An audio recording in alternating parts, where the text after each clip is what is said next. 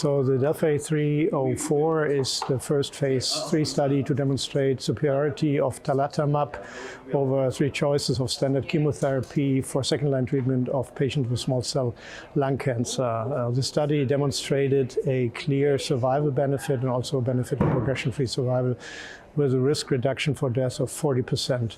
Now, in today's ESMO, we are presenting a detailed safety analysis focusing on the overall safety events and then also on the Tarlatamab specific events. So overall, there was less grade 3 or higher adverse events with Tarlatamab as compared to chemotherapy. As expected with Tarlatamab, there were more cytokine release syndrome events, which are largely confined to cycle 1. And with chemotherapy, as expected, there were hematotoxic events which are maintained throughout the study.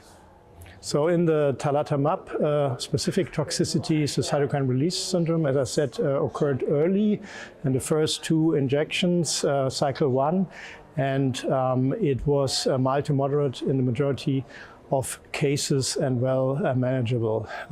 There were only a few rate of dose adjustments or treatment adjustments, dose adjustments and schedule adjustments.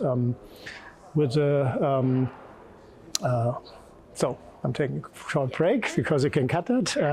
We were with cytokine release syndrome. So the other immune-mediated toxicity of note is the ICANS, which is very, very few events with Tarlatamab. There were only a few % of patients experienced them, in particular 15 patients, and in 14 of them it coincided with CRS events. 93% of those fully resolved, and they were basically mild to moderate. The most important neurological AE with Tarlatamab is dysgeusia, which was reported by 23% of patients. 3/4 were reported mild dysgeusia, and it did not lead to any treatment stop because of this toxicity.